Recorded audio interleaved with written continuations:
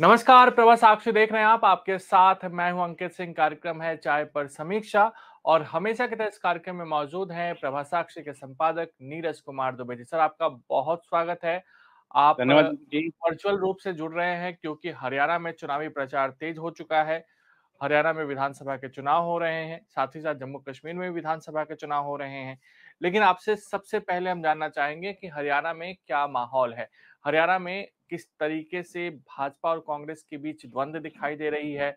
जनता का मिजाज क्या है? और आम आदमी पार्टी वाक़ई में हरियाणा में कोई बहुत बड़ी फैक्टर बनने जा रही है? जैसा कि अरविंद केजरीवाल ने कहा कि उसके बिना तो किसी की सरकार ही नहीं बनेगी। जी। देखिए, ये जितने भी क्षेत्रीय दल हैं, चाहे वो अरविंद केजरीवाल हों, चाहे जसपा हो, चाहे चंद्रशेखर की पार्टी के साथ जो इनेलो का गठबंधन हुआ हो, वो हुँ, गठबंधन हो, या अन्य जो छोटे दल हैं या जो निर्दलीय लड़ रहे हैं, सब यही कह रहे हैं कि सत्ता की चाबी हमारे पास रहेगी। तो यहाँ हुँ, पर 2 ही पार्टियाँ ऐसी हैं जो किंग बनने के लिए लड़ रही हैं, और बाकी सब जितने भी हैं, वो किंग मेकर बनने के लिए चुनाव मैदान में हैं।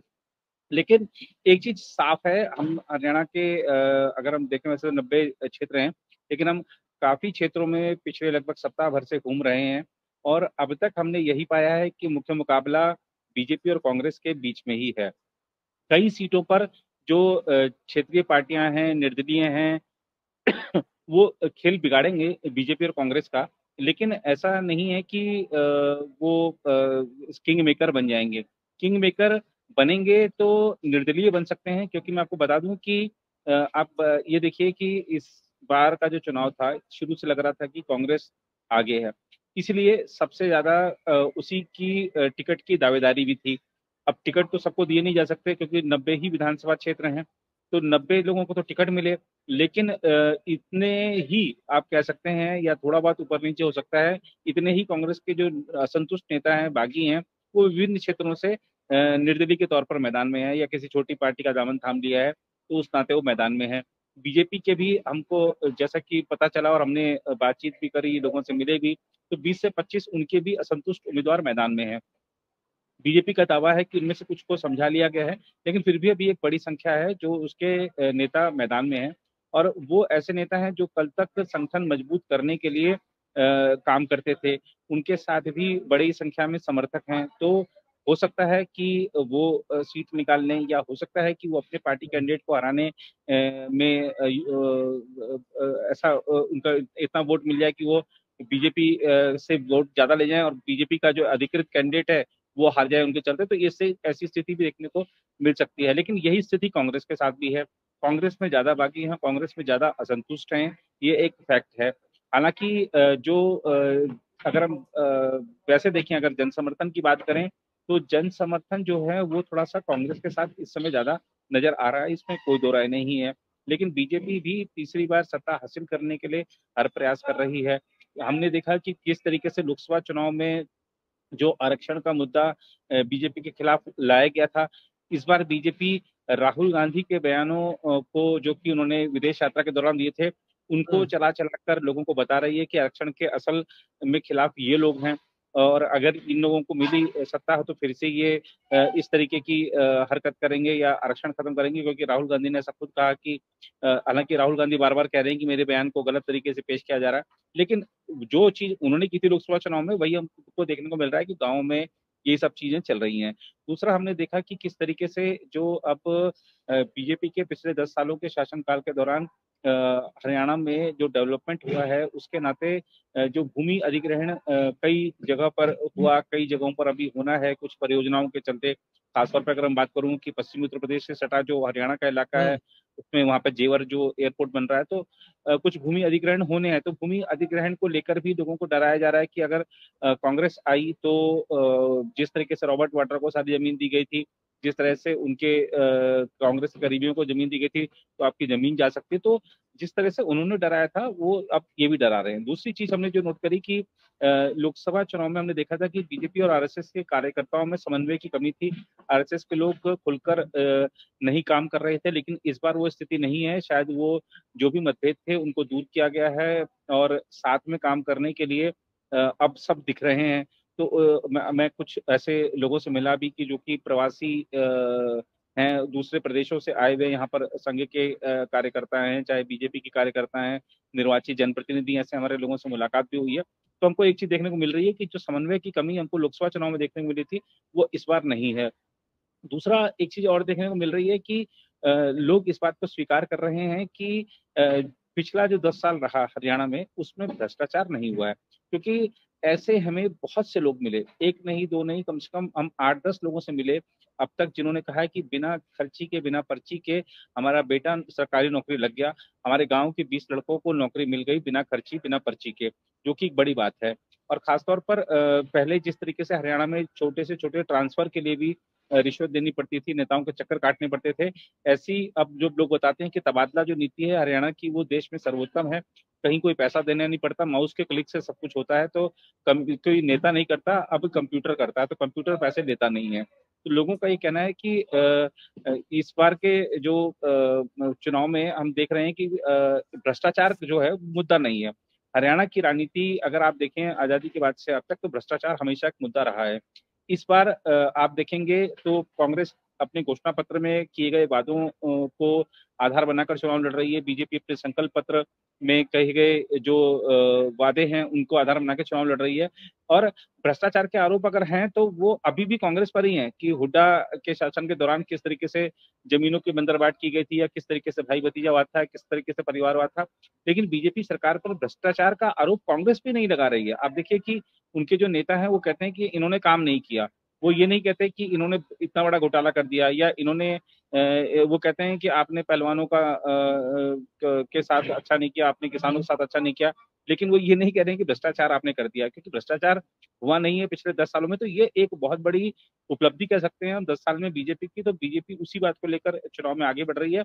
और एक चीज़ हमको देखने को मिल रही है कि जो शहरी क्षेत्र है वो ठीक है कि बीजेपी के साथ अक्सर रहता है, लेकिन ग्रामीण क्षेत्रों में ज़रूर बीजेपी के लिए चुनौतियाँ हैं। अब देखना होगा कि बीजेपी उन चुनौतियों को, अभी 15 दिन है, तो कैसे उन चुनौतियों को पर विजय हासिल कर पाती है। लेकिन एक चीज़ है कि जो किसान आंदोलन था, जो पहलवानों का आंदोलन था, उसका असर है। लेकिन सत्ता बदल देने का जो एक लहर देख सकते हैं, कई बार चुनाव में दिखती है, वो लहर नहीं दिख रही है।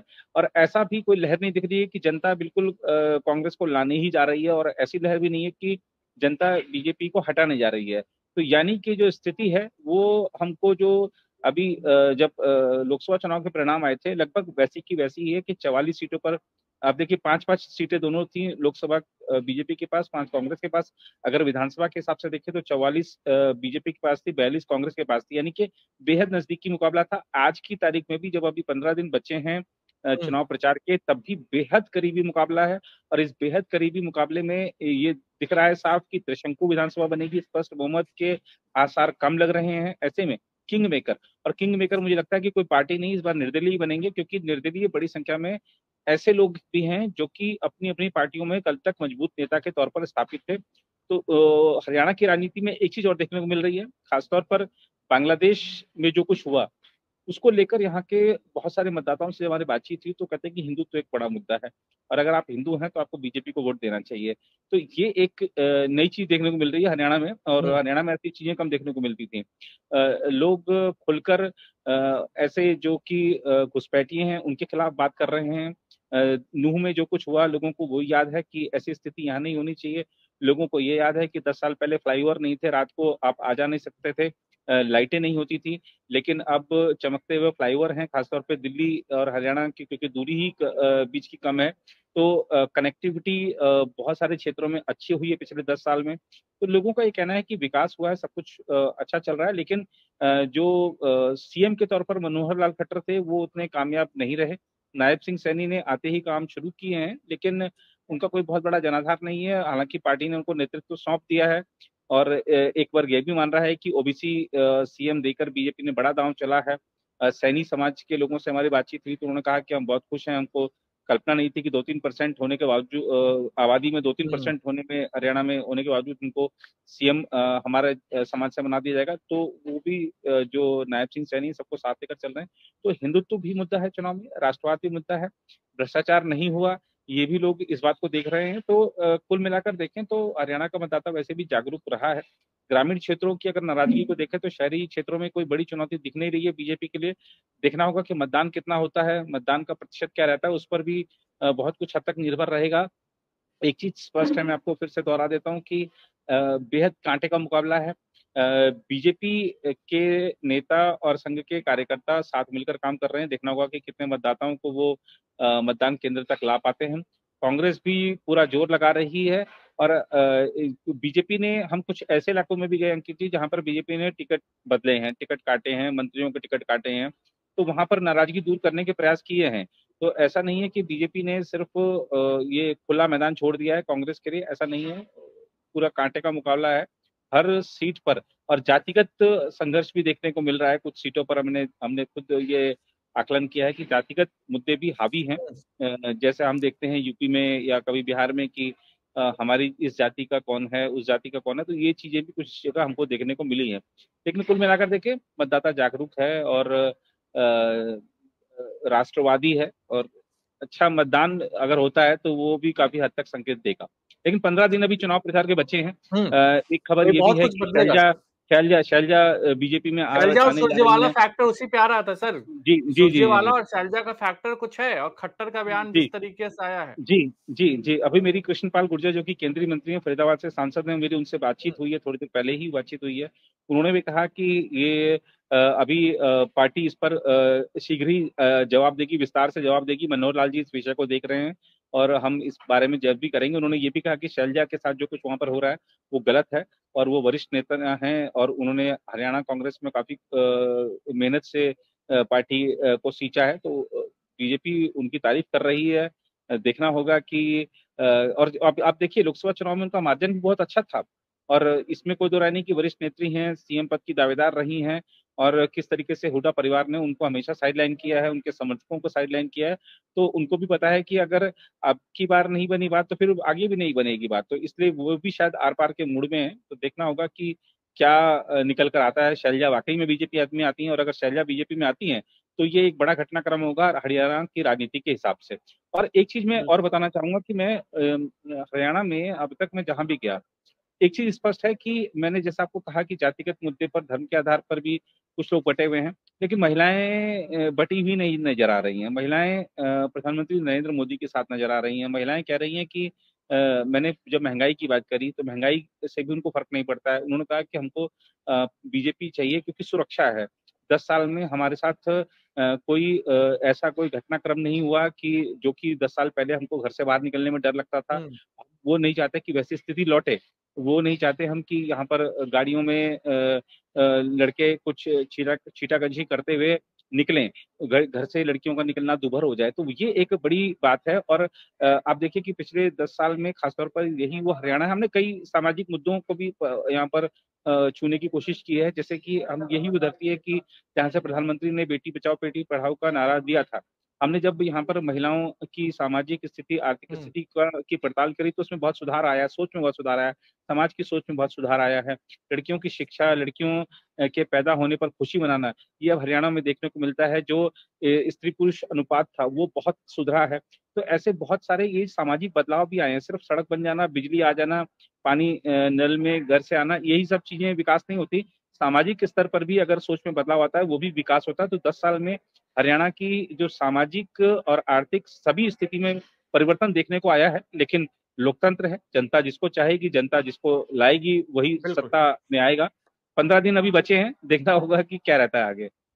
बिल्कुल, लोकतंत्र का महोत्सव एक जगह और मनाया जा रहा है, वो है जम्मू-कश्मीर और जम्मू-कश्मीर में 10 साल के बाद बहुत चीज़ें बदलने के बाद वहाँ पे चुनाव हो रहा है। लेकिन इसी बीच पाकिस्तान के रक्षा मंत्री का एक बयान आता है जी कि जो पाकिस्तान की सोच है 370 पे, वही सोच कांग्रेस और नेशनल कॉन्फ्रेंस की है। तो कहीं न कहीं भाजपा को एक पकी-पकाई खिचड़ी मिल गई है और भाजपा उसे भिनवाने की भी कोशिश कर रही है। लेकिन उसी तरीके से सामने की ओर से भी जवाब आ रहा है कि हमारा पाकिस्तान से क्या लेना-देना, पाकिस्तान अपने घर को देखे।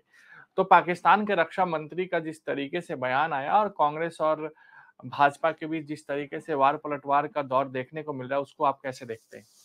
देखिए जो पाकिस्तान है वो देख रहा था कि अभी तक जो जम्मू कश्मीर में विधानसभा चुनाव के लिए एक चरण का मतदान हो चुका था, और जिस तरीके से जम्मू कश्मीर के साथ किसी न किसी तरीके से विवाद करता रहता था पाकिस्तान।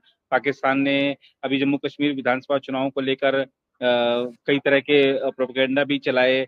ब्रिटेन में भी हमने देखा कि उसने दुष्प्रचार अभियान चलाया था, लेकिन वहां के लोगों ने जवाब दिया उसको।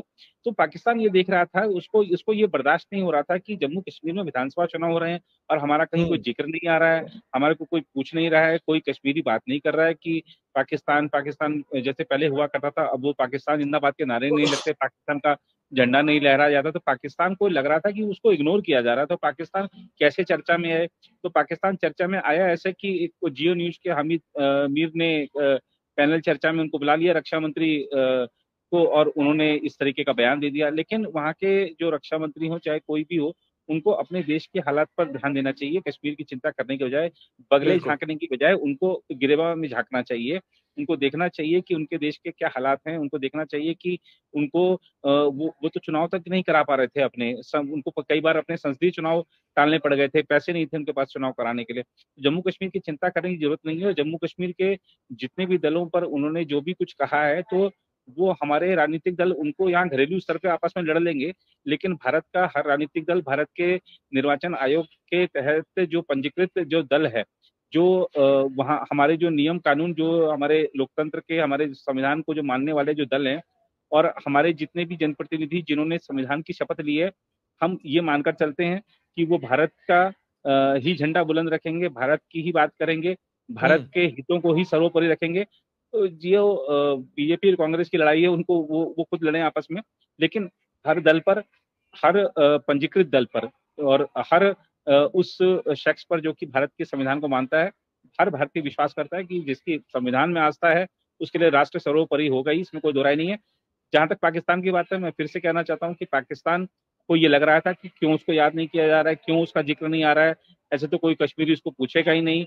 तो इसीलिए उसने समर्थन देने जैसे शब्द किया, का उपयोग किया वहां के रक्षा मंत्री ने। तो इसीलिए उन्होंने कहा कि हम चाहेंगे कि वो कश्मीरियों के एजेंडा को आगे बढ़ाएं। कश्मीरियों का एजेंडा, कश्मीरियों ने 2019 में 5 अगस्त को ही चुन लिया था, जब 370 को उखाड़ फेंकने में हर कश्मीरी भारत सरकार के साथ खड़ा हुआ था। और आज जिस विकास की मुख्यधारा से हर कश्मीरी जुड़ा है और अपने आप को गौरवान्वित महसूस कर रहा है, और उसको ये दिख रहा है कि जो सुविधाएं कल तक देश के अन्य भागों में थी, आज वो कश्मीर में मिल रही हैं, जम्मू में मिल रही हैं, हर जगह मिल रही हैं। और कश्मीर को आगे बढ़ाने का वादा प्रधानमंत्री ने किया है। प्रधानमंत्री वहां कहकर आए हैं कि हम पूर्ण राज्य का दर्जा का बहाल करने का जो हमने वादा किया है, उसको पूरा करेंगे। तो ये सब जब प्रधानमंत्री के स्तर से बात कही जा रही है, गृह मंत्री के स्तर से बात कही जा रही है, तो आप देखिए कि बहुत सारे ऐसे समाज के ऐसे वर्ग थे जिनको आरक्षण का लाभ नहीं मिलता था, आज वो आरक्षण का लाभ मिल पा रहा है उनको। बहुत सारे लोग ऐसे हैं जो आजादी के बाद पहली बार मतदान वहां पर कर पा रहे हैं। तो बहुत सारी चीजें जो हैं इस बार के जम्मू कश्मीर में नई है। और पाकिस्तान को ये भी देखना चाहिए कि उसके पैसों पर जो लोग पलते थे, चाहे हुर्रियत के अलगाववादी हों, उनको भी आज लोकतंत्र का महत्व समझ में आया है। वो भी चुनाव मैदान में है, निर्दलीय के तौर पर है। जो जमात इस्लामी, जिसको कि उसने भारत के विरोध में गतिविधियां चलाने के लिए पाला पोसा है 70 साल तक, वो भी उस जब प्रतिबंध लग गया तो उसके भी सदस्य जो हैं, उनको भी लोकतंत्र का महत्व समझ आया है। गन छोड़कर वो भी माला पहनकर प्रचार कर रहे हैं और लोकतांत्रिक तरीके से विधानसभा पहुंचने का प्रयास कर रहे हैं। तो पाकिस्तान को फिर से वही बात दोहरा सकता हूँ कि बगले झांकने के बजाय अपने गिरेवा में झांक लें, वो बेहतर रहेगा उसके लिए। बिल्कुल। तो ये था इस सप्ताह का चाय पर समीक्षा कार्यक्रम। आपको ये कैसा लगा हमें जरूर बताइएगा। फिलहाल आज के लिए मुझे यानी अंकित सिंह और हमारे प्रभा साक्षी के संपादक नीरज कुमार दुबे को दीजिए इजाजत। नमस्कार। नमस्कार। अगर आप भी लेना चाहते हैं देश दुनिया की तमाम जानकारी, तो आज ही सब्सक्राइब करें हमारे चैनल को। साथ ही नीचे दिए बेल आइकन को जरूर दबाएं ताकि हर अपडेट आप तक पहुंच सके।